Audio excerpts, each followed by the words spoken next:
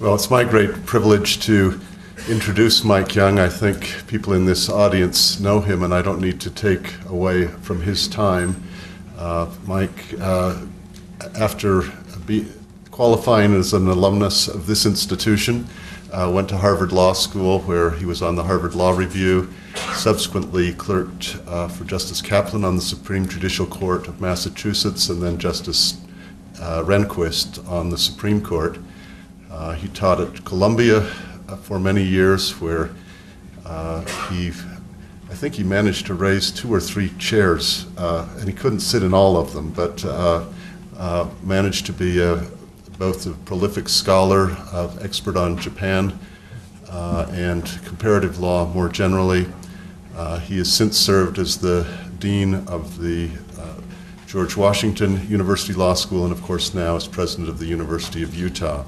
Mike also had the opportunity to serve for many years on the U.S. Commission on International Religious Freedom, serving both as the vice chair and then the chair, and he seemed to sort of rotate back and forth between those positions for several years until he came here, but he played an immense role in that institution that's been very significant for international religious freedom. So let me not take more time. President Young.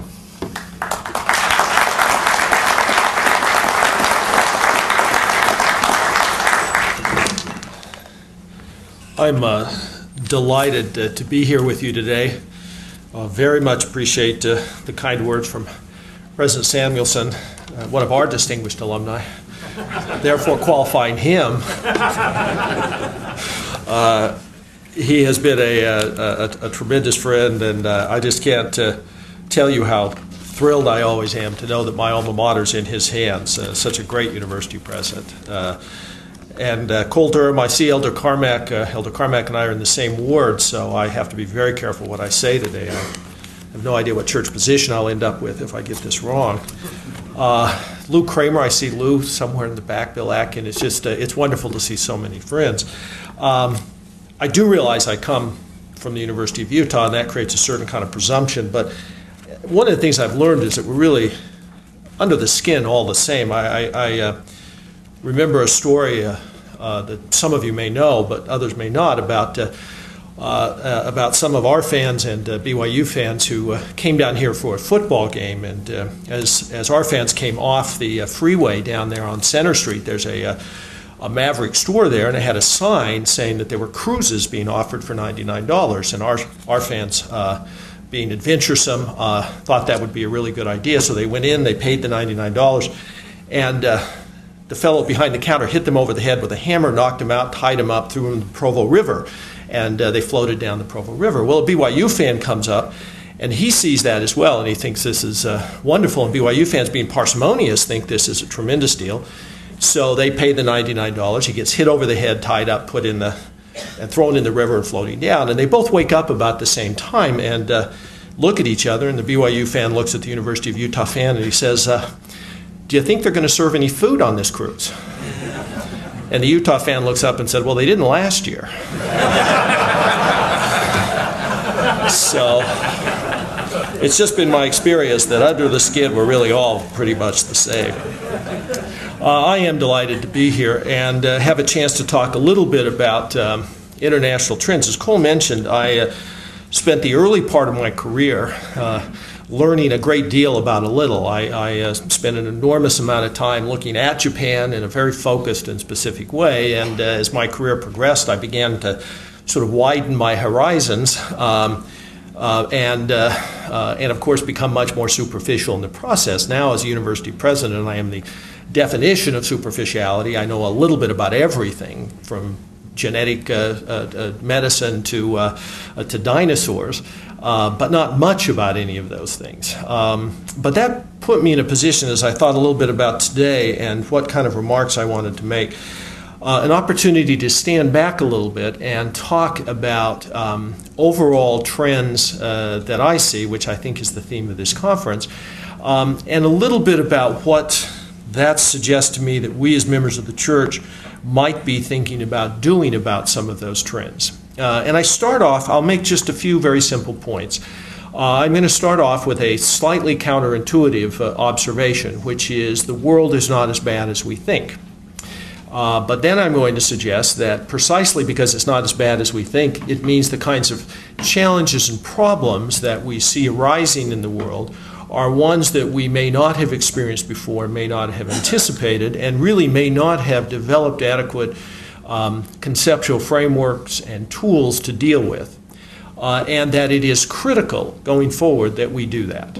And that this is, and I think this is the place I'll really conclude, that this is a time for serious people with real competence, but a capacity to not only develop significant competence in their own fields, but a capacity to step back a step or two and interact with those in other fields in ways that are calculated to allow us to bring to bear the intellectual tools necessary to address some of these significant challenges that the world faces. And so with that simple outline, let me start. And what I'm really going to start with is what I will describe as sort of the TV problem, and I'll propose the Ben Franklin solution to the TV problem. And here it goes. I actually was struck the other day. We had a wonderful speaker on our campus who was a video artist. Gave one of our major lectures, and when he started out his speech, he said, "All righty then." And I thought that was a wonderful way to start a talk, but I probably won't start that way. Instead, I want to talk a little bit about what we read in the newspapers every day and what we see on TV. And as we read the newspapers and as we see things on TV, there's little doubt that we have a sense that the world is in enormous distress. We see what's going on in Iraq on a daily basis. I have 2 children in the military, so I watch that with enormous attention. We see what's going on in Darfur. We see what's going on in Nigeria, in much of sub-Saharan Africa. We see what's going on in Latin America. We see riots in France. And we see riots in Tonga, of all places. So when they're rioting in Tonga, you know that something is seriously amiss at the work, and that's the impression that one has. And certainly, as you look back on this past century, you would have to say this has been a century probably unprecedented, almost certainly unprecedented. The number of people killed, the number of wars, the scale and the magnitude of those wars. Millions of people killed in World War I, killed in World War II. Between Mao and Stalin, probably another 100 million people killed. Extraordinary times, very difficult, and that would be probably the frame of reference that I think a lot of us would bring to the table as we think about the world situation. But what surprises me is that as one looks at the data, particularly the data relating to about the past decade and a half, it's interesting what a different story it tells. It tells a story, and I'm going to read particularly from some data from the presented to the UN in the United Nations in October from the Human Security Report of 2005, created by a group of scholars under the direction of the Human Security Center at the University of British Columbia. And here's some of the data that they amassed that's very interesting. One is that the number of armed conflicts has declined by more than 40% since 1990. There was a rise sort of between the 50s and the 90s, but the number has dropped almost in half during the past little more than a decade. Number 2, that the deadliest conflicts, that is those with over 1,000 people killed, have decreased by 80% between 1992 and 2003. The number of civil wars has dropped by 80%. The number of genocides during that same period, from 88 to 2001, has dropped by 80%. And so you look at those, and those are really quite extraordinary figures. But what's also interesting is not merely the number of conflicts that has reduced, but the severity of those dramatically declined. The number of attempted military coups has declined dramatically. The battles are less deadly. The battle deaths per conflict have decreased from an average of 38,000 people per conflict in 1950 to 600 people per conflict in 2002, from 38,000 to 600. And other things, you find fewer refugees. The number of refugees has dropped 45% between 1992 and 2003. Fewer arms are being purchased. The dollar value of international arms transactions has fallen by 33% between 1990 and 2003. The only area in which there's some debate is international terrorism. The State Department report suggests it has dropped by 36%. Other scholars have looked at those same figures and said that it has increased. But increased or decreased, it still is relatively small in a number of different ways in terms of overall impact. So those are really quite startling figures when you step back for a moment. We read in the newspaper about extraordinary violence that is in the world, and I don't mean to diminish the impact of that violence on the individuals who are involved. At the same time, it's important to remember that overall it has been dramatic. Now, many questions arise as to why. Well, among the most important reasons, probably, and these are all very tentative answers, really may relate to the end of the Cold War. So we have far fewer proxy wars, as it were, being fought by countries on behalf of the various powers in the Cold War. That, in turn, has permitted the international community to step up and play a very active role in that. And in that regard, since the end of the Cold War, we have had, for example, since 1990, a six-fold increase in the number of preventative UN diplomacy missions, a six-fold increase. Indeed, about half of the international peace agreements that have been reached in the past century have been reached since the end of the Cold War, and the vast majority of those are still in effect. In addition, there's been an 11-fold increase in the number of economic sanctions. There has been a four-fold increase in peacemaking activities of the UN and a four-fold increase in peacekeeping operations in the UN. And the RAND study, recent RAND study, has suggested that those are both successful. They estimate that about two-thirds of those have had a success rate, including in countries like Namibia, El Salvador, Mozambique, Eastern Slovenia, East Timor, and so on. In addition, enormously cost-effective. In all 17 of the peacekeeping operations that the UN currently operates right now, they spend on an annual basis less than the United States spends in Iraq in 1 month. So those are cost-effective as well and have been quite effective. In addition, I think it's important to highlight that there has been a dramatic increase in the number of democracies in the world. Most estimates would say that it has been at least a four-fold increase in countries that are democratic or democratic-like. In 1946, one could identify just 20 countries that you would identify as probably democratic. The number now is closer to 88, almost 90, and that is a substantial increase. We recently had at the University of Utah Professor Amartya Sen, who is a Nobel laureate in economics, particularly focused on the issue of choice around the world. And he has made a rather persuasive case that no two democracies have actually ever fought a war against each other. Now, Tom Friedman describes that quite differently. He says no two countries with McDonald's have ever fought a war against each other. And the point may be the same, essentially, that there's a certain kind of capacity when people have choices in their lives. They do not choose to go to war. They do not, at least with other countries that are themselves largely allowing people that same kind of choice within their countries. That's the second point that I think worth emphasizing. Not only is the number of conflicts reduced dramatically, but the number of people living under something like a democratic order in the world has increased enormously. And so it's just, if you spend much time abroad, as so many of you have, you know, particularly in countries where those kinds of choices are not available, what an extraordinary joy and blessing it is to be able to live in an environment where you have a capacity to get information relatively freely, to say what you want to say, to have some role in choosing your own leaders, have some increased capacity to choose what you will do with your life, to choose what you will teach your children, to choose what you will believe and how you will practice those beliefs.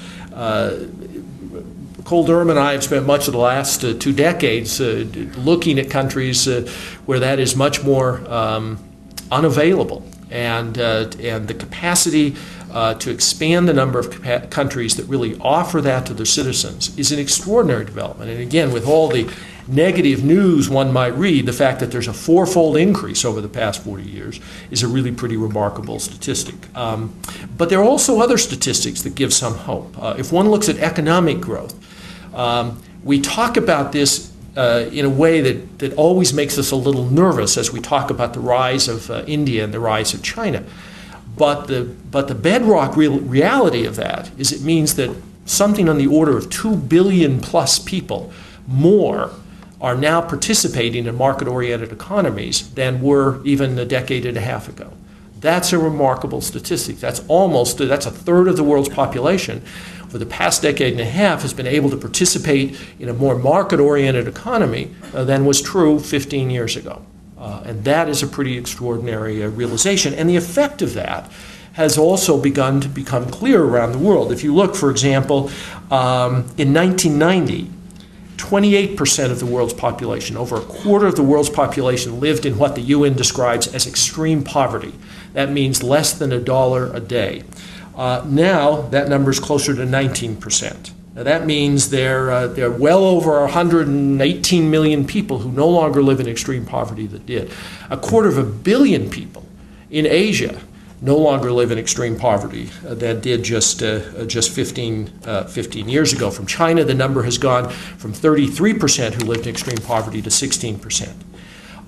Health strides have also been extraordinary. The child survival rate has improved markedly in a number of different parts of the world. Latin America and the Caribbean, Southeastern and Eastern Asia, Northern Africa, where the child mortality rate has declined by 3% a year on an annual basis since 1990. The number of percentage of children under the age of 5 in developing countries who are underweight has decreased from 33% to 28%. The sanitation coverage has increased from 35% to 50% of the world's population. 1.2 billion people in the last 15 years have gained access to good sanitation. Drinking water, availability of improved drinking water has improved 71 to 80% of the world. Education, an important barometer of the kinds of success in terms of people realizing their dreams, has also taken very positive turns. In net enrollment in primary education in developing countries has increased from 79 to 86%. Access to information. The number of people who are able to get information and be able to use, to not have that information entirely controlled.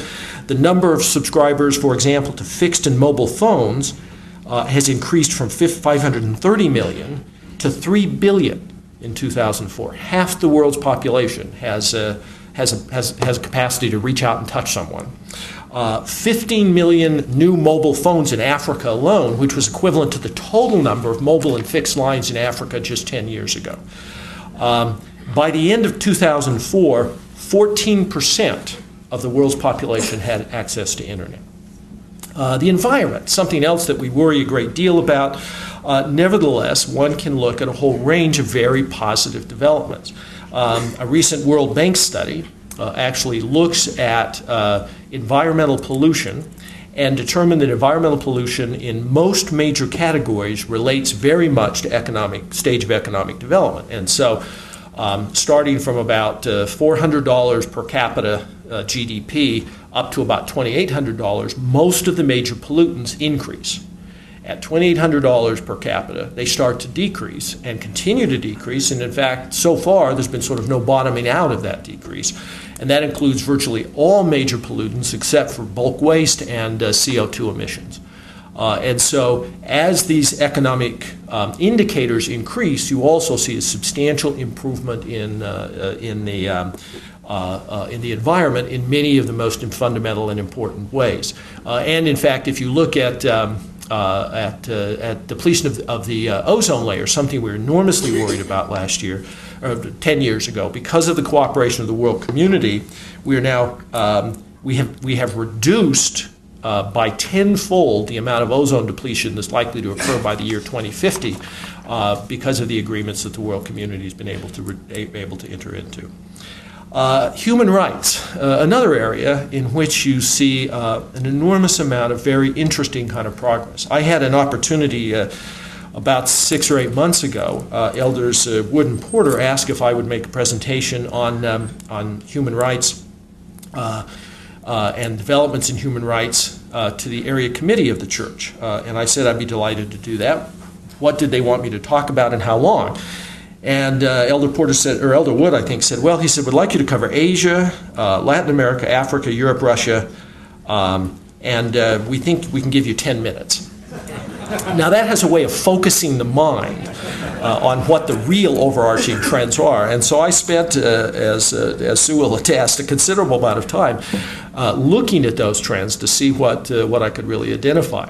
And one of the interesting things I discovered is that if you look at countries where the restrictions, particularly on freedom of belief, are imposed for reasons relating to insecurity of the government with respect to the possibility that alternate loyalty systems would develop.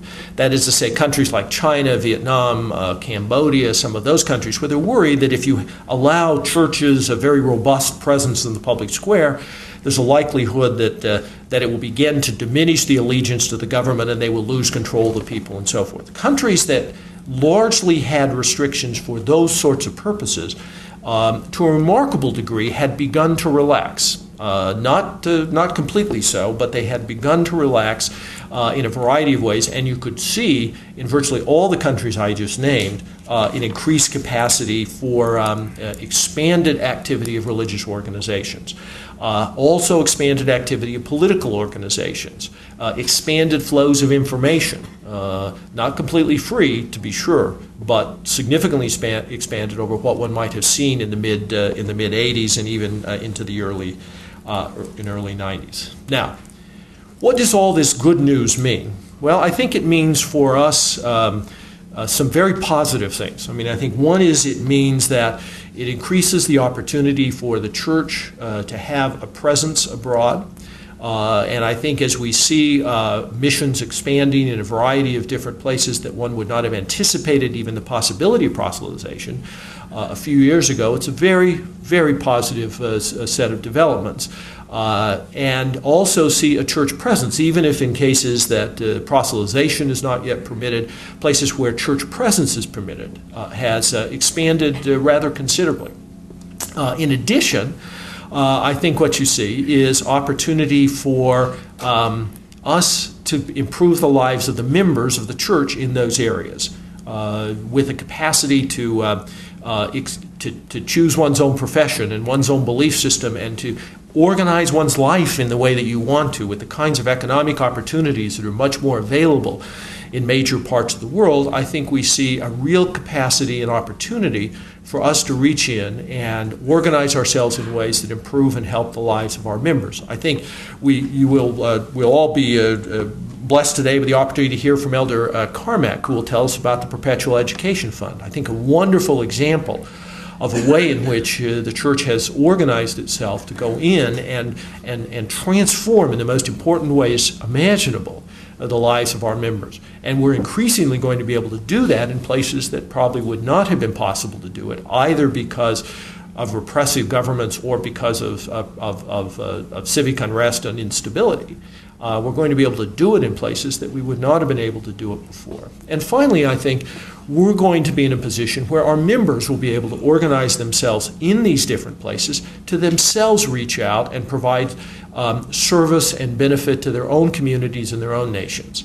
The more capacity they have to realize their full potential, they will be able to do in their countries what so many members of the church are able to do in this and other relatively free and open countries. And I think that's thrilling, because as we all know, at the end of the day, what the church provides in very important compass is opportunities for all of us to serve. And the opportunities of our members in these countries where they have been hanging on by their fingernails to no longer hang on by their fingernails, but in fact be important parts of the body politic and participate not only in politics but in economic growth, in education, in service, in all the things that really our members can do so wonderfully to make their communities, to make their nations, to make the world a better place. Those opportunities, I think, will increase dramatically.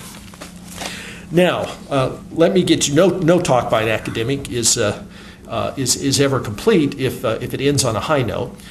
So let me now express the TV problem that I think we encountered. Wonderful thing about television invented by a Utah, of course, is the wonderful capacity it gives us for transmission of information, for connecting people together.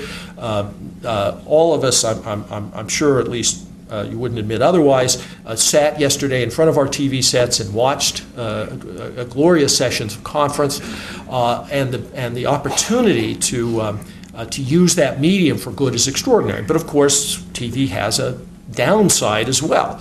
Everybody who has watched their child parked in front of a television set, or who has seen a good book sitting on their shelf while they are watching a relatively mindless show, knows some of those downsides. The degradation of our culture, of our values that have been occasioned by that is the downside. So almost everything that seems to have this wonderful upside may have hidden within it somewhere some real challenges and downside. And I think that is true of many of the things that I've highlighted as well. Not insoluble, but again, challenges, and perhaps challenges of a different order than the kind that we have faced over the past 2 decades. And let me just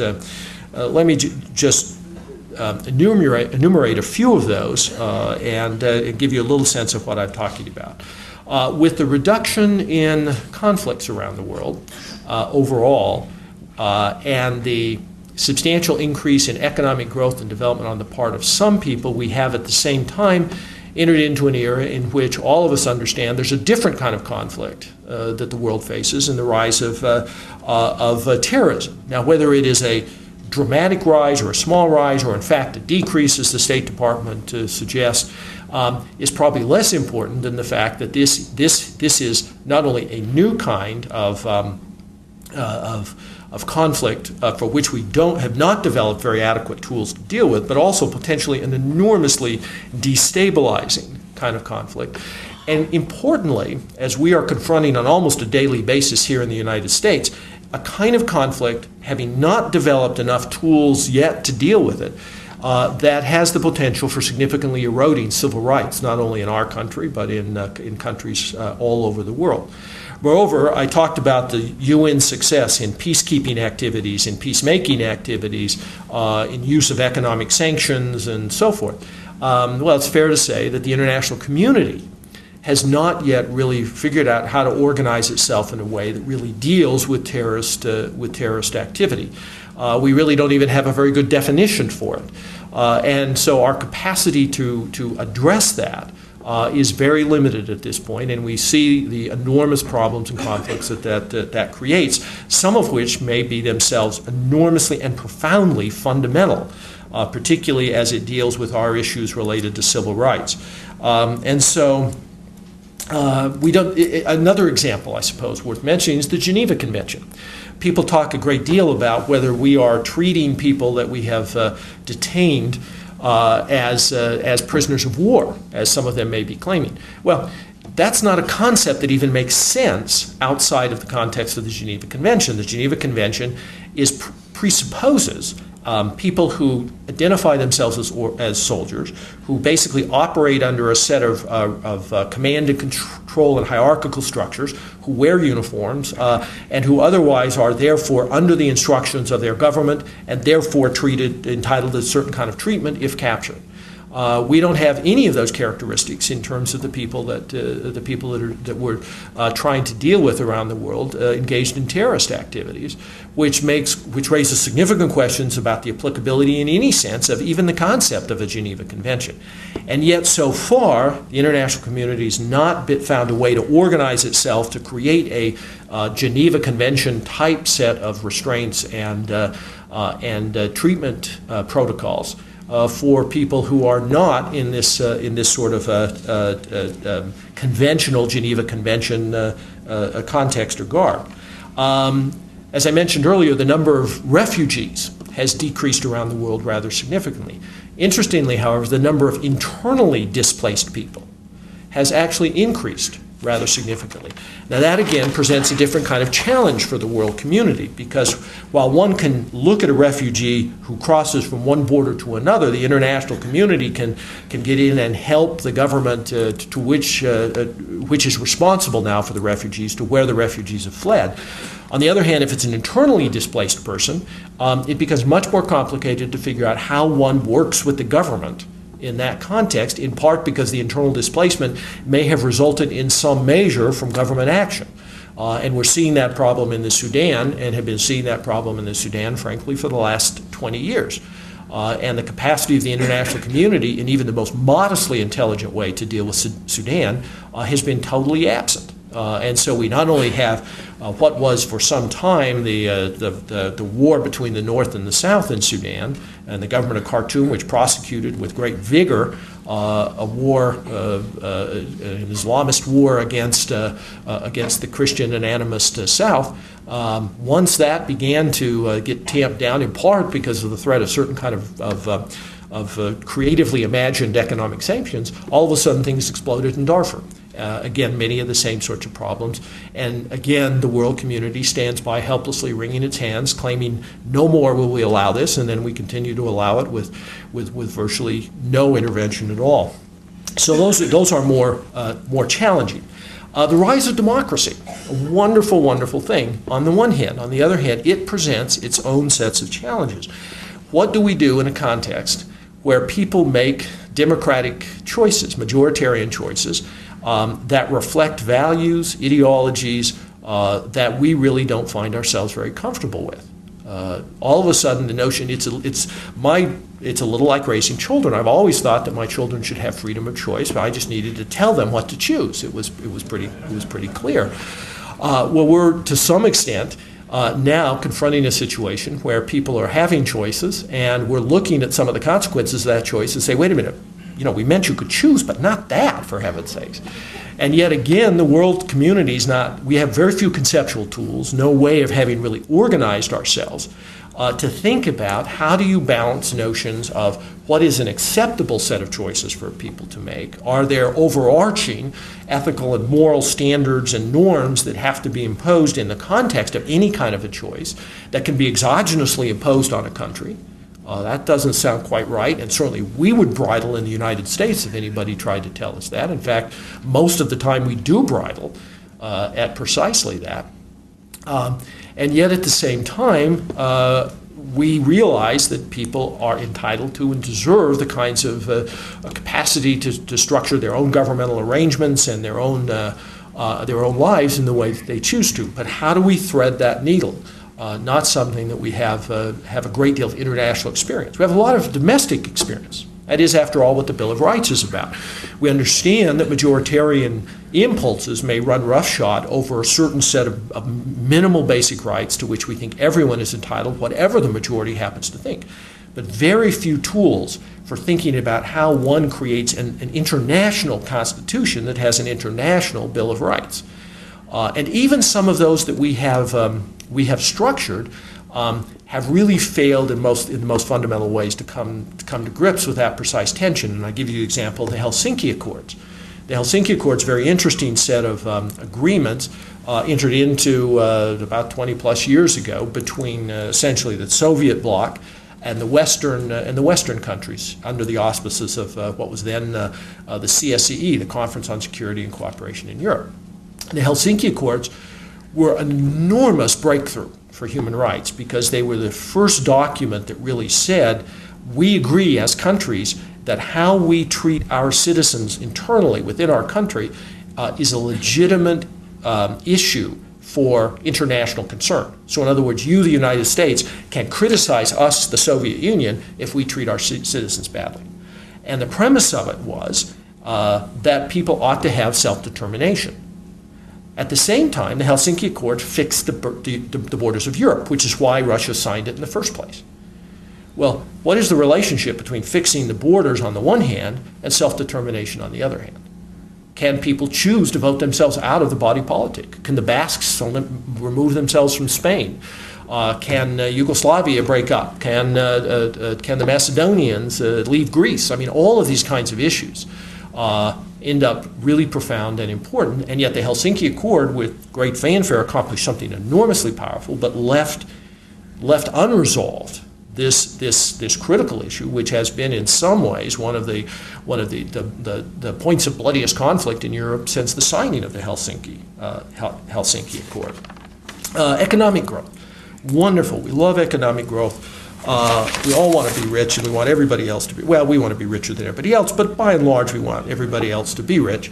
This is a wonderful thing, and it has enormously positive impact. I had an opportunity while I was in the government to work on the North America Free Trade Agreement, and one of the interesting things we discovered is that for every increase in dollar in salary of a Mexican worker, 70% of that was spent on goods made in the United States. So this seemed like a good deal for them to get more income because it meant a lot more economic activity in the United States. But, and I've given you the figures that suggest it's a lot of extraordinary developments, positive developments. But on the other hand, some of those positive developments mask serious problems, an extraordinary income gap. For example, talk about the growth in income, but the poverty rates in sub-Saharan Africa, while they have declined marginally as a percentage with the population growth, it means there are 140 million more people, 140 million more people living at the extreme poverty level. That's less than $1 a day in Africa now than was true in 1990. Chronic hunger has declined in the developing world overall, but the number of people who are chronically hungry has increased in sub-Saharan Africa and Southern Asia, 824 million people worldwide. People who live in cities are twice as likely in sub-Saharan Africa to have clean water than people who live in rural areas. And this gap is seen across all of the different metrics that I was describing. In health, sub-Saharan Africa, with only 20% of the children, of the world's young children, had 50% of the deaths of children of age 5 or younger. So with 20% of the children, they had 50% of the death. Education, we talk about primary school enrollment. 95% in Latin America, 89% in Southern Asia, less than 64% in sub-Saharan Africa. Fewer than half the children in Burkina Faso, Djibouti, Eritrea, Ethiopia, Mali, Niger go to school. Access to information, over half the population in the developed world has access to the internet, over half the population. 7% in the developing world, 1% in the 50 countries at the lowest end of the economic scale. 1% in 50 countries. So you see some really dramatic differences there. Look at information flows. Information flows are wonderful in the sense that we have more and more people with access to internet, access to phones, and et cetera, et cetera. But the same thing, there's a dark side to this. The internet gives us an increased capacity to transmit dangerous information. Anybody can go on and learn how to build a nuclear weapon. Not anybody, I can't, but somebody who can figure out how to use the internet can go on and learn how to build a nuclear weapon. The capacity for criminal activity, for fraud, and so forth expands just exponentially.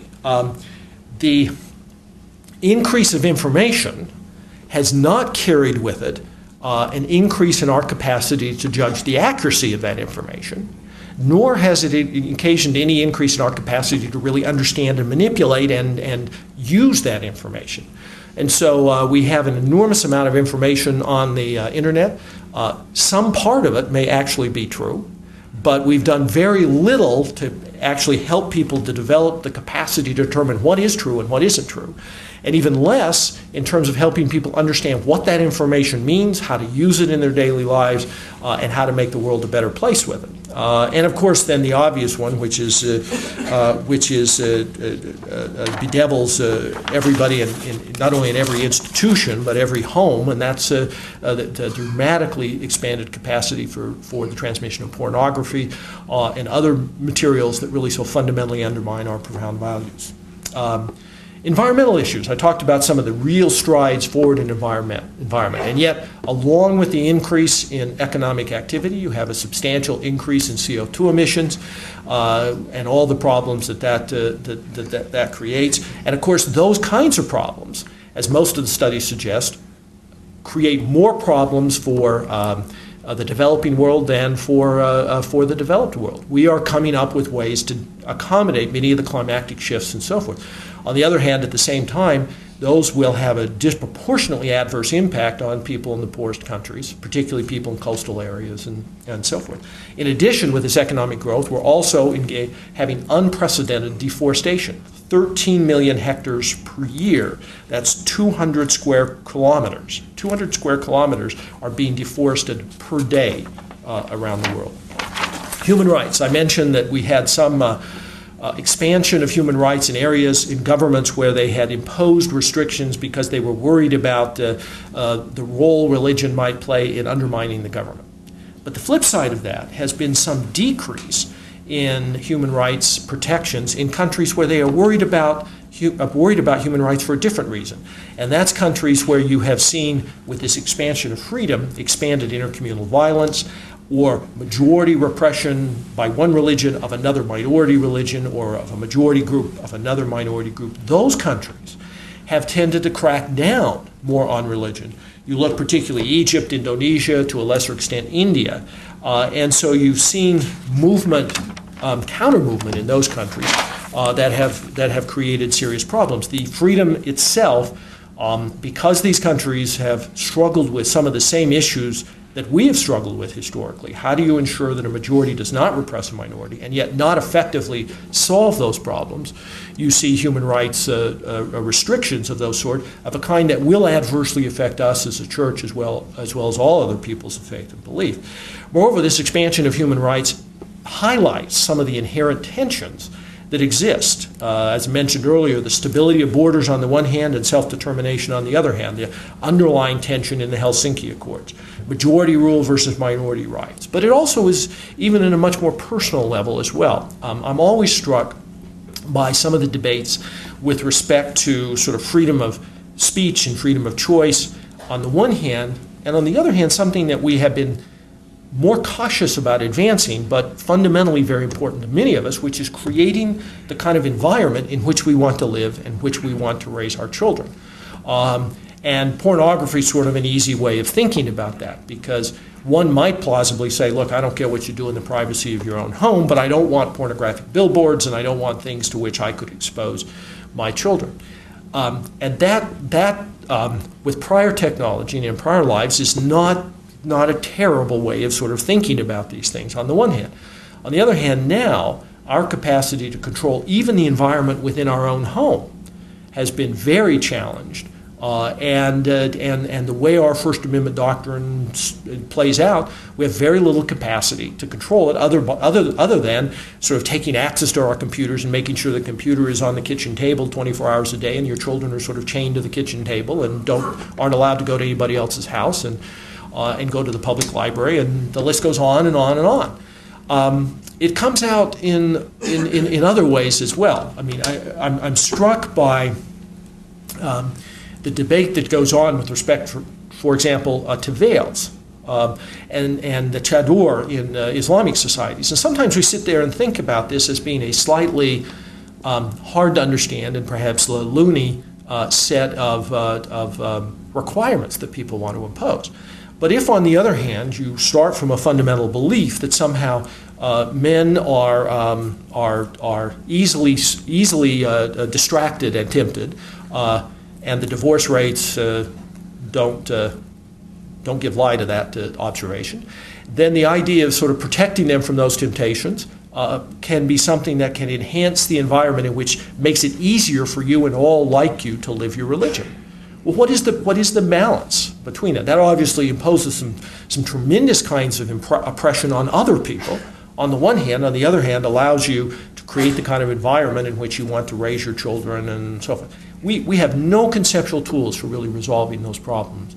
We certainly don't really at the domestic level, and we have virtually none at the international level. So these kinds of issues come out in really significant ways. So this is the TV problem.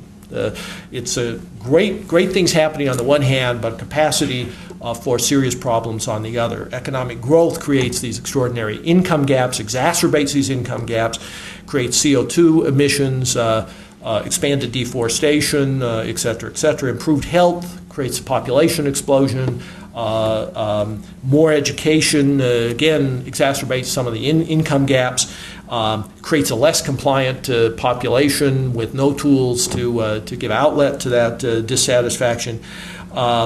freedom of choice and democracy, potentially create significant border instability, majority suppression of minority rights, conflicts of these rights for which we don't have really adequate tools to deal. Access of information has great benefits and great positives, but again, some of the negatives we described. So, solutions. Not to leave this on an absolutely depressing note. Solutions. I don't have any. And that's the first answer. But I want to give a couple of cautionary notes and then a couple of ideas. The cautionary notes is technology will be valuable, but I think it's always dangerous to think that these solutions these problems are problems we don't have to worry about because the scientists up in their offices will solve these. And if you think about that, there's a certain element of that that's true. I mean, if we were sitting here 150 years ago, and I had taken my horse and buggy down from Salt Lake down to Provo, and we had the same number of people in Salt Lake and the same number of people we have here in Provo and the same number of people spread in between, it would have taken me days because there would have been horse manure up to everybody's eyeballs because we would all be riding horses, right? And so one doesn't think about that problem, but you realize we had a technological fix to that problem. The technological fix was cars. And cars meant that our streets are not piled 6 feet deep with horse manure. It's a terrific thing. On the other hand, our skies are now filled with CO2. And we kill 50,000 people a year here in the United States, which we probably wouldn't have killed had we simply had horses. So technological developments will be powerful and important, but they will create their own problems, and they will not solve all of the issues. And so I think we certainly need to forge ahead on technological fronts as much as possible. But at the same time, we need to be cautious about being confident in those, in being total solutions to the problems we address. We think about increased dissemination of information as being important, and I think that is very important. Education and dissemination of information, allowing people to make choices. As I say, countries with McDonald's don't fight wars against each other. Countries with Walmarts may, I'm not sure about that, but countries with McDonald's don't fight wars against each other. Democracies don't fight wars against each other, and economic growth tends to occur in those countries in significant ways. But the expansion of misinformation and pornography and so forth are a concomitant result of this that creates its own set of profoundly destructive influences, particularly if one looks at the stability of the family as being a powerfully and important social institution for stability and growth and education and so forth. International organizations, they will be helpful, I think, and we've seen some significant strides in the environmental accords and so forth. What we have to be cautious about, though, is that we don't yet have, within the context of these international organizations, any real agreed upon set of shared values or, equally importantly, shared procedures. And so if you think about the income gap, for example, on the one hand, you might want to do a sort of a Nordic solution, which is redistribute income. On the other hand, you may want to step back a bit and say, wait a minute, that simply forestalls the kinds of domestic economic reforms that need to occur to create real economic growth. Well, that's not a failure of international institutions to solve that problem. That is an inability to come up with conceptual frameworks within which those international organizations operate. And there are many, many more that one can imagine of that sort. The tensions between majority rule and minority rule. What do you do about that in terms of imposing internationally agreed upon minority rights protections, and where are the shared values, and what is the process whereby a country is willing to say, I will allow a majority vote of the United Nations to impose certain rules on my country. If that were the case, we would certainly have a number of things that would be very clear in the United States. The death penalty would be eliminated. We are alone, virtually, the United States and Japan, alone among developed countries in terms of continuing the death penalty and so forth. It would have other significant shifts. Well, I'll give you the European example, which is interesting, and this raises for the church interesting kinds of tensions, which is if you reach agreed upon or majority imposed values, and then enforce those in part by disadvantaging institutions that will not comply with those values, you have to look at what potentially happens to the church with respect to issues like an anti-abortion stance or an anti-gay marriage stance in Europe. Will it end up with the church being viewed as an institution that discriminates and therefore institutionally disadvantaged because it does not comply with the prevailing values? That sounds to us heretical. I mean, that's not what as long as we have exit possible in our situation, as long as you can leave an organization, we think you can impose those kinds of beliefs on the organization. But at the same time, you can significantly disadvantage the organization, as we have done in the case of civil rights in the United States. So organizations that discriminate against minorities are denied a range of sort of government protections or benefits that they might otherwise be entitled to. The difference is what Europe might end up doing. The difference is not something different than the United States is doing in kind. Rather, it is different in terms of the values that it is protecting or purporting to protect. So I could go on and on about some of these challenges. But let me just end with the last thought, which is, one last point and then a last thought. So as one of my colleagues used to say at Columbia, let me give you one last thoughts.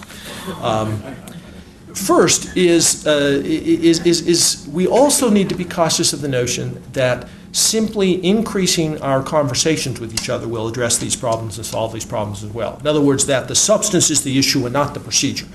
Both are going to be involved. And let me give you the example. I had my youngest son is dating a wonderful young woman out in Washington who just applied for graduate school in an international relations program, and she spent quite a bit of time learning Russian, and she speaks Russian very well, and she's traveled to Russia a number of times and so forth. So she asked me to review her essay for application. And as I read it, there was a wonderful story I thought intriguing.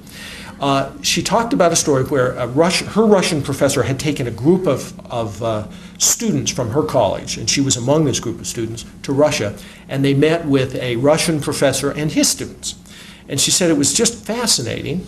The Russian professor in the United States was an immigrant who had left Russia, and he complained rather bitterly about Putin's human rights record. The Russian students said, yes, but he's putting Russia back in its rightful place in the world order, giving Russia dignity and a position in the world order again. And as I read that, it dawned on me the question was not a dispute about facts. Nobody on either side of the table doubted that Putin was indeed throwing some sharper elbows in the world arena than Russian leaders had for the last decade. Nor did anybody doubt around the table, Russians or Americans, that the human rights record had deteriorated rather substantially. What they differed on was the values they placed on those. So merely talking together and getting the facts straight may not end up solving many of these problems either. And the question is, can we come up with a world order which says your values have to be put in second place to my values? My human rights concerns have to take precedence over your desire to have Russia throw its weight around in the world arena again.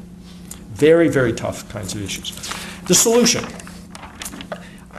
I'm not sure. It's a wonderful time in the world. I think maybe I'm just always an optimist, but it's a wonderful time in the world with many opportunities out there. But the very things that create challenges, serious problems, and solutions to those problems will not be easy in my judgment. We don't have sufficient information about these problems.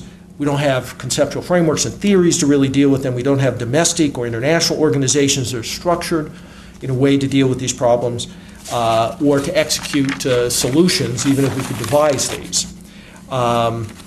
In some ways, it reminds me a little bit, it's the aftermath of World War II, where we had tremendous devastation but great opportunities in front of us. And we sort of came up with what I might call the Marshall Plan or Ben Franklin solution.